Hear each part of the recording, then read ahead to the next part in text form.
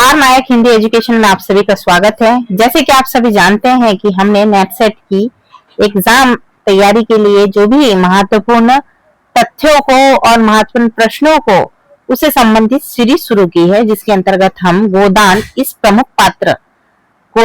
प्रमुख उपन्यास के प्रमुख पात्रों के कथानक के और उनसे संबंधित जितने भी महत्वपूर्ण प्रश्न बनते हैं उसको हमने अपने इसमें लिया है। तो चलिए हम इसका अध्ययन करते हैं और ये आपके लिए महत्वपूर्ण होगा, उपयोगी होगा और आपके एग्जाम के लिए ज्यादा महत्वपूर्ण होगा। तो चलिए हम इसका अध्ययन करते हैं और आपसे अनुरोध करते हैं कि यदि आपको ये प्रश्न पसंद आए, क्योंकि हमारी मेहनत को कोई मोटिवेट नहीं कर रहा है और हमारे सब्सक्राइबर भी कम है, तो आपसे उम्मीद करते हैं कि यदि आपको ये महत्वपूर्ण प्रश्न उपयोगी लगे, आपके काम आए, तो एक लाइक एंड सब्सक्राइब जरूर करें। तो चलिए हम शुरू कर देते हैं। गोदान के नायक का नाम क्या है? तो गोदान, जैसे कि आपको पता है कि मुंशी प्रेमचंद्र ने लिखा है, तो इसके प्रमुख नायक का नाम पूछा है। तो हीरा, होरी, भोला, गोबर, देखिए ये उपन्यास में तो है, किंतु यहाँ पे देखा जाए, यहाँ नायक की बात कर रहा है, तो गोदान के प्रमुख नायक का नाम है होरी। दूसरा क्वेश्चन है कि होरी की पत्नी का नाम क्या है? ठीक है, अब जो होरी है उसकी पत्नी का नाम क्या है? बहुत सारे कंफ्यूजन उत्पन्न कर देंगे यहाँ पे, रूपा, धनिया, जुनिया, सोना, ये सारा बहुत सारा कंफ्यूजन आपको क्रिएट कर देंगे। पर यदि आपको सटीक आंसर पता रहेगा तो आप उसका उत्तर सटीक रूप से दे सकते हैं। तो इसका जो प्रमुख आंसर है वो धनिया है। ठीक है, होरी की पत्नी का नाम क्या है? धनिया। और इस उपन्यास के प्रमुख नायक का नाम क्या है? होरी। देखिए, गोबर किसका पुत्र है? तो गोबर किसका पुत्र था? होरी का। ठीक है, अब यहाँ पे फिर से कंफ्यूजन उत्पन्न किया है, राय साहब, होरी, मेहता, दाता दिन। अब देखिए, राय साहब, होरी, मेहता, दाता दिन, ये गोदान उपन्यास के प्रमुख पात्र हैं। इनमें से भी प्रश्न बनता है।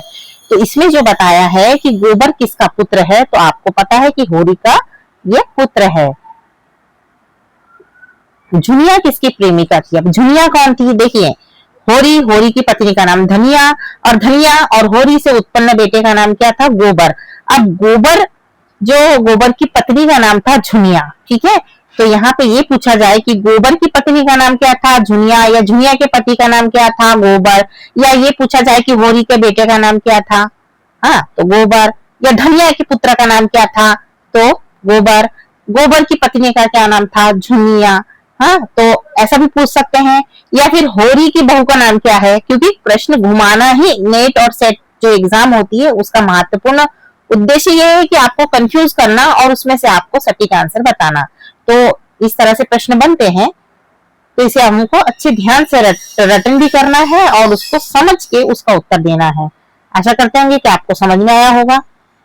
देखिए, राय साहब किस वर्ग का प्रतिनिधित्व करते हैं? जो राय साहब है वो किस वर्ग का प्रतिनिधित्व करते हैं? तो जमींदार वर्ग का, किसान वर्ग का, मध्य वर्ग का, या मजदूर वर्ग का? तो ये जमींदार, जो राय साहब है वो जमींदार वर्ग का काम करते हैं, यानी प्रतिनिधित्व करते हैं। उसके बाद में देखेंगे जो होरी है वो किस वर्ग का प्रतिनिधित्व करता है? मजदूर वर्ग का प्रतिनिधित्व करता है। किसान वर्ग का कौन प्रतिनिधित्व करता है? किसान वर्ग का भी होरी प्रतिनिधित्व करता है, पर मजदूर वर्ग का ज्यादातर वही वो करता है। और यहाँ पे जो घटनाएं वगैरह हुई है तो उसमें किसका कौन से वर्ग का प्रतिनिधित्व करता है, इससे संबंधित बहुत सारे प्रश्न बनते हैं जो कि हम आगे देखेंगे। पंडित, एक मिनट।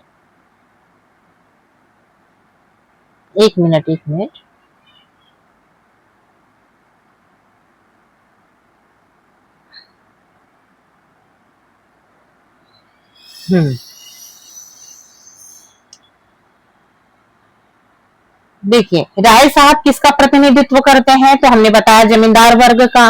और यदि इसमें होरी पूछा जाए तो वो मजदूर वर्ग का भी प्रतिनिधित्व करता है, किसान वर्ग का भी प्रतिनिधित्व करता है और मध्य वर्ग का भी प्रतिनिधित्व करता है। पर जो हमें परिस्थिति दी जाएगी उसके हिसाब से यदि प्रश्न पूछा जाए तो इस तरह के उत्तर बनते हैं। तो उस समय आप अपनी बुद्धि का इस्तेमाल करके कि किस समय क्या लगाना है, यदि इसका आप अपना दिमाग लगा के यदि करेंगे तो उसका आंसर आपको सटीक प्राप्त होगा। देखिए, पंडित दाता दीन का चरित्र कैसा था? आदर्शवादी था, धार्मिक परंतु लालची था, या नास्तिक था, या क्रांतिकारी? तो जो पंडित है दाता दीन, ये धार्मिक तो था परंतु लालची था। ठीक है, यहाँ पे पंडित ही बता रहा है ना, तो पंडित दाता दीन का चरित्र कैसा था? तो यहाँ पे जो पंडित दाता दीन है वो धार्मिक तो था, पूजा पाठ करता था, किंतु लालची किस्म का पंडित था।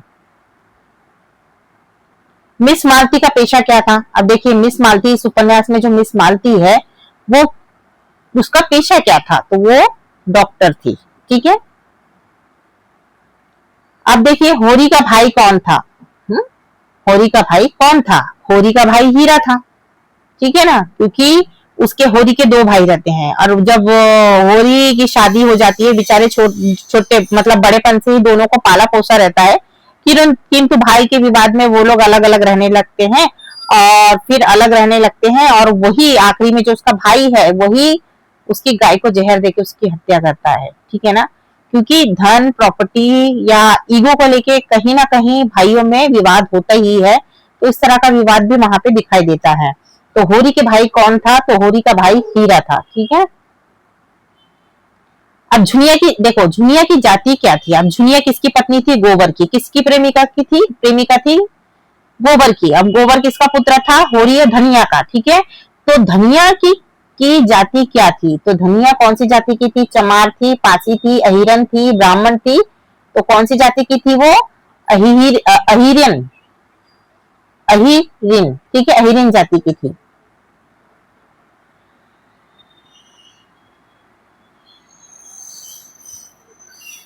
मोहता किस क्षेत्र से संबंधित थे? जो मेहता साहब है, मेहता साहब, मोहता नहीं, मेहता साहब थे, तो वो किस क्षेत्र से संबंधित थे? तो वो दर्शन शास्त्र से संबंधित थे, या दर्शन के क्षेत्र से संबंधित थे। देखिए छोटे छोटे जो प्रश्न हैं ये इस तरह के प्रश्न पूछे जाते हैं, और उस समय हमारे सामने बहुत सारा कंफ्यूजन रहता है एग्जाम के समय।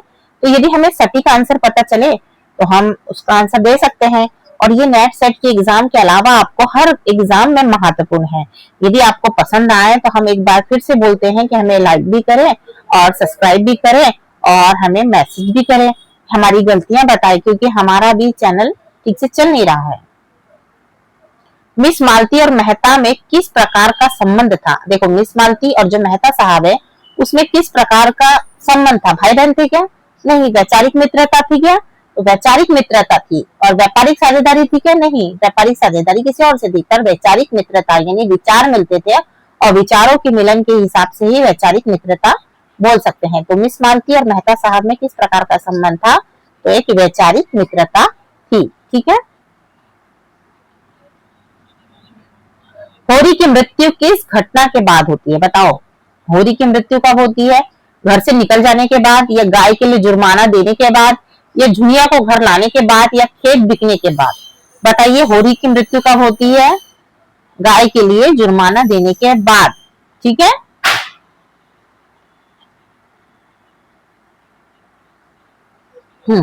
गोबर शहर क्यों चले जाता है?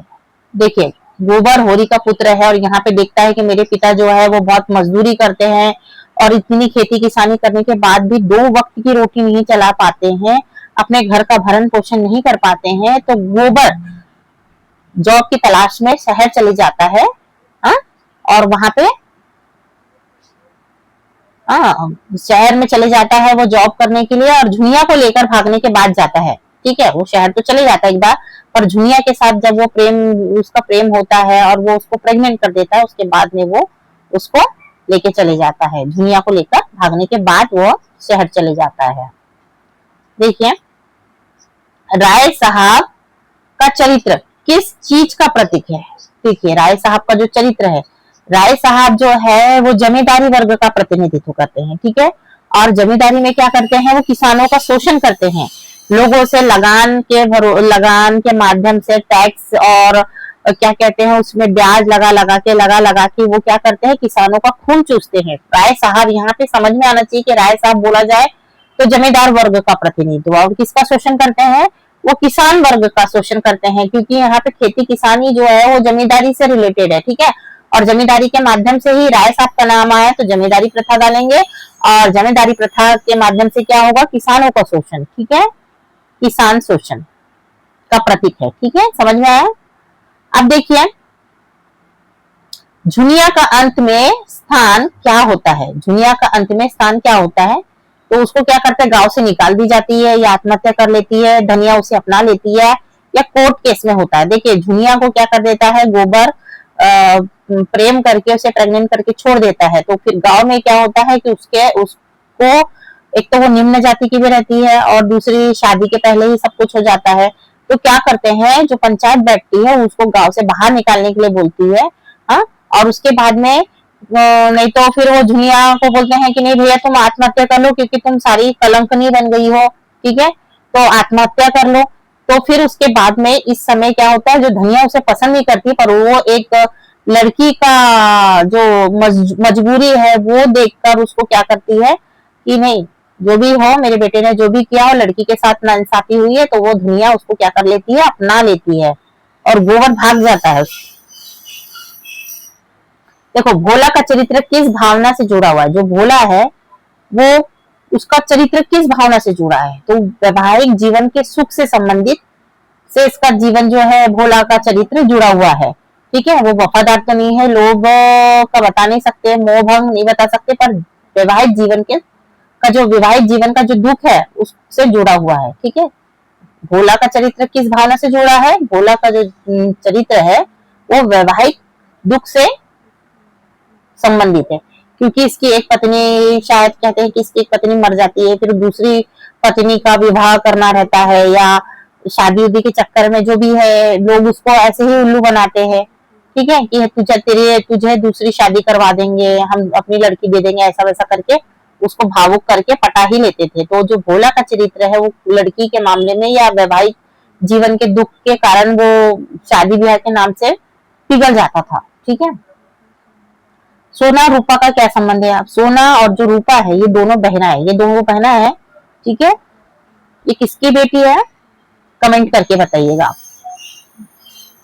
हीरा ने होरी के साथ क्या किया, अब हीरा ने होरी के साथ क्या किया था, क्या किया था आप लोग को पता है, हाँ, उसकी गाय को जहर दे दिया था, ये बात पता है। होरी और हीरा ये दो भाई थे और होरी की गाय को जहर डालने का काम कौन करता है, हीरा करता है। क्यों करता है, जलन के कारण, कि नहीं मेरे भाई के पास गाय आ गई है और गाय उस समय समृद्धि का प्रतीक मानी जाती है। ये प्रश्न नेट के एग्जाम में भी आता है कि गाय जो है वो किसका प्रतीक मानी जाती है, तो गाय किसानों के लिए समृद्धि, दूध दही घी भरे रहता है ना, जिस तरह से घर में सुख शांति संतोष उत्पन्न होता है, तो उसी तरह से किसानों के पास गाय होना बहुत बड़ी समृद्धि का प्रतीक है।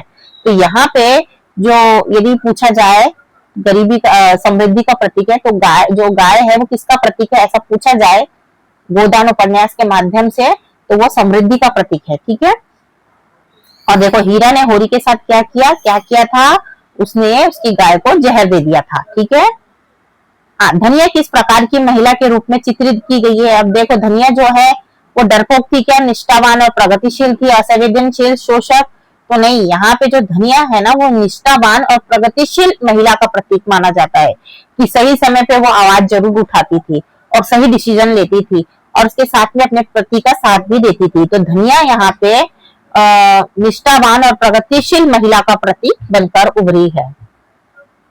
गोदान में किस महिला पात्र के स्वतंत्र विचार वालों के रूप में दर्शाया गया है, तो यहाँ पे गोदान में जो महिला बताई गई है वो मिस मालती है, उसमें स्वतंत्र विचार, वो जो है वो इस तरह के विचारों का प्रतिनिधित्व नहीं करती है, मतलब स्वतंत्र विचारों का प्रतिनिधित्व करती है, ठीक है, मिस मालती। अब देखो पात्रों पर आधारित प्रश्न है, तो होरी की पत्नी का क्या नाम था, तो जाहिर सी बात है कि पहले ही बता दिया हमने कि होरी की पत्नी का नाम क्या था, धनिया। झुनिया किस जाति की थी, फिर से डबल रिपीट हुआ है, अहिरीन, ठीक है। मिस मालती और मेहता के बीच किस प्रकार का संबंध था, फिर वो वही रिपीट हुआ है। हीरा कौन था, होरी का भाई था, मैंने पहले ही बताया। राय साहब किस वर्ग का प्रतिनिधित्व करते हैं, फिर से रिपीट हुआ है, जमींदार वर्ग। गाय गोदान में किसका प्रतीक है, तो मैंने बताया ना, किसान की आस्था और आकांक्षा का। होरी द्वारा गाय खरीदना किसका प्रतीक है, तो ग्रामीण भारतीय की परंपरागत मानसिकता का प्रतीक है, ठीक है। होरी की मृत्यु क्या दर्शाती है, व्यवस्था की असफलता दर्शाती है कि हमारे समाज में किस तरह की अव्यवस्था है कि मजदूरों को मजदूरी करते करते जो उनको सुख सुविधा चाहिए या उनके मूल्य का सही मुआवजा चाहिए, तो उन सबको दर्शाती है कि हमारी जो व्यवस्था है, हमारे समाज में इतनी गरीबी, भुखमरी, दरिद्री है कि जो किसान वर्ग है या मजदूर वर्ग है, इतनी कड़ी मेहनत करने के बाद भी उनको उस तरह का उनका मूल्य नहीं मिल पाता। जिस तरह की वो मेहनत करते हैं उस तरह का वो मूल्य नहीं मिल पाता है। सामाजिक और राजनीतिक संदर्भ के संबंध में भी पूछा जाता है, अलग अलग टाइप से प्रश्न पूछते हैं। हम गोदान उपन्यास देख रहे हैं और उसकी जो बारीक से बारीक प्रश्न बनते हैं उसका हम यहाँ पे अध्ययन कर रहे हैं। ठीक है, गोदान उपन्यास में किस सामाजिक व्यवस्था या समस्या पर गहरी चोट की गई है? तो ये ग्रामीण शोषण पर। यहाँ तो देखा जाए कि सामाजिक समस्या बोला जाए तो यहाँ पे जातिवाद भी दिखता है, नारी असमानता भी दिखता है, ग्रामीण शोषण भी दिखता है, बेरोजगारी भी दिखता है। पर हमें यहाँ पे सामाजिक समस्या, अरे कौन सी सामाजिक समस्या पे गहरी चोट की गई है, तो यहाँ पे ग्रामीण शोषण की, ग्रामीण लोगों का किस तरह से शोषण किया जाता है उसको दर्शाने का यहाँ पे प्रयत्न किया है। झुनिया का पात्र किस सामाजिक विषय को दर्शाता है? जो झुनिया है, ठीक है ना, तो वो अंतरराष्ट्रीय संबंध को दर्शाता है, क्योंकि जो ये है अंतर जातीय संबंध को दर्शाता है। क्योंकि देखो झुनिया अलग जाति की होती है और अलग जाति की होने के साथ में क्या होता है, तो अलग जाति की होती है और उसके साथ उसका विवाह करना उस समय पाप माना जाता था। ठीक है, तो ये अंतर जातीय संबंध को दर्शाती है। ठीक है, जो कि प्रगतिशील विचारधारा है। अब गोबर का शहर जाना किसका संकेत है? अब गोबर क्यों शहर जाता है? कि ग्रामीण पलायन का संकेत है, नौकरी की तलाश का है, कि परिवार से मोह भंग का है, कि स्वतंत्रता का है? तो ग्रामीण पलायन से। देखो गोबर का शहर जाना मतलब गोबर जो है होरी का पुत्र है और वो वहां पे खेती किसानी कर सकता है, मजदूरी कर सकता है, परंतु यहाँ पे पता चलता है उसको या सारे लोगों को महसूस होता है कि यहाँ पे हमारे गांव में जमींदार जो लोग हैं वो हमारा शोषण कर रहे हैं और शहर में उस तरह की जो मानसिकता नहीं पाई जाती है और काम का उचित मूल्य मिलता है और इसी मनोवृत्ति से वो अपना गांव छोड़ के चले जाता है। ठीक है, शहर में जाता है। और यही जो पलायन वृत्ति है, पलायन वृत्ति का मतलब क्या होता है कि काम की तलाश में अपने गांव को छोड़कर शहर की ओर पलायन करना, भागना या जाना। ठीक है, तो ये आजकल यही दिख रहा है ना कि लोग क्या करते हैं, अपने अपने गांव को या अपने परंपरागत व्यवसाय को छोड़कर कहाँ चले जाते हैं, ग्राम में, शहर में चले जाते हैं काम की तलाश में। और यदि हम देखा जाए एक उदाहरण, तो जैसे अभी मुंबई का धारावी जो क्षेत्र है ना, जो झुग्गी झोपड़पट्टी है, वो उसी का प्रतीक है कि वहां पे जो गांव के लोग हैं वो काय की तलाश में आते हैं, काम की तलाश में आते हैं और रहने को नहीं मिलता है तो झुग्गी झोपड़ियों में, गंदी बस्तियों में रहते हैं। तो ये काम की तलाश में क्या करते हैं, वो अपने गांव को छोड़कर शहर की ओर आते हैं। तो इस गोबर के माध्यम से भी हमें यहाँ दर्शाने का प्रयत्न करते हैं। ठीक है, क्योंकि उपन्यास जो लिखा जाता है मात्र उपन्यास, कहानी, स्टोरी मात्र नहीं है, उसमें हमें बहुत सारी समस्याओं की ओर अंकित किया जाता है। बहुत सारी जो वर्तमान में समस्या विद्यमान है ना, उससे रिलेटेड हमें प्रासंगिक घटनाओं को या उसके माध्यम से या उनके चरित्रों के माध्यम से, पात्रों के माध्यम से हमारे समाज में कौन सी समस्या विद्यमान है उसको दर्शाने का प्रयत्न किया जाता है। ठीक है, यदि हम भाषा शैली की बात करें तो गोदान की भाषा किस प्रकार की है?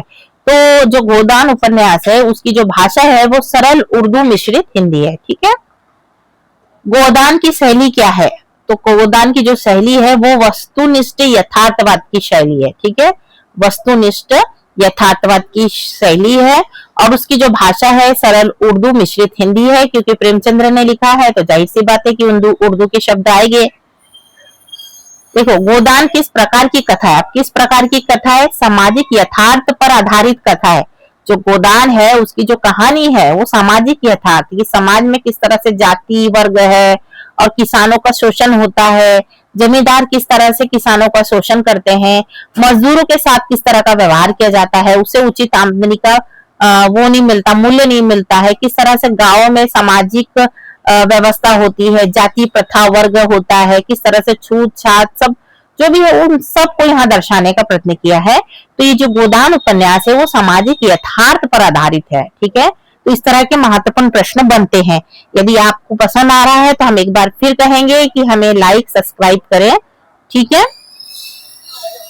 कथानक और संरचना। अब इसका देखो कथानक क्या है, तो गोदान में कितने मुख्य खंड है, ये बहुत ऐसे पूछे जाते हैं। तो इसमें दो है, तो ग्रामीण की बात कर रहे हैं और शहरी, तो दो खंड है, ठीक है। प्रमुख खंड दो, मतलब ग्रामीण और शहरी खंड, ठीक है। होरी की मौत उपन्यास के किस भाग में होती है, बताओ। अंत में होती है ना, होरी की मौत कब होती है, अंत में होती है। गोदान उपन्यास का प्रमुख नायक फिर से वही आ गया है, तो आशा करते हैं कि आपको समझ में आया होगा, ठीक है ना। तो फिर से बता देते कि गोदान उपन्यास के जो प्रमुख नायक है, मैंने वही बताई कौन थे प्रमुख नायक, होरी है और गोबर अन्न पात्र है, ठीक है। राय साहब भी है, मेहता साहब भी है। तो नेट के एग्जाम में देते हैं कि कौन से पात्र है, कौन से पात्र नहीं है, तो आप इसका ध्यान रखें, ठीक है।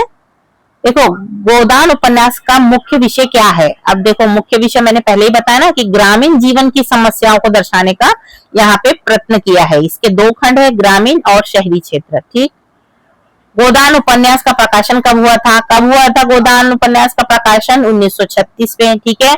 और ये प्रगतिशील उपन्यास की श्रेणी में आता है क्योंकि 1936 में प्रगतिशील संगठन का जो स्थापना हुई थी और इसके जो प्रमुख थे वो मुंशी प्रेमचंद्र थे।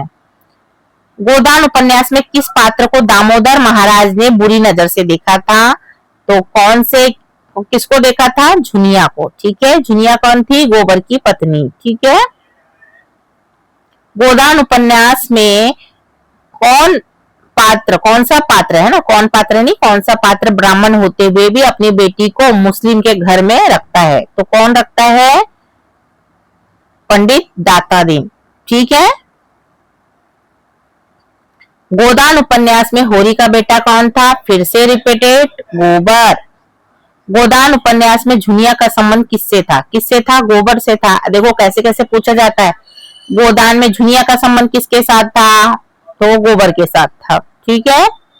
गोदान उपन्यास में गोदान शब्द किस प्रतीक का प्रतिनिधित्व करता है, किस प्रतीक का प्रतिनिधित्व करता है, मैंने बताया किसान की अंतिम आकांक्षा की। और किसान की अंतिम आकांक्षा क्या होती है कि हमारे पास कभी ना कभी हम गोदान करें, यानी गाय का दान करें, और गाय जो होती है वो समृद्धि का प्रतीक होती है, ठीक है।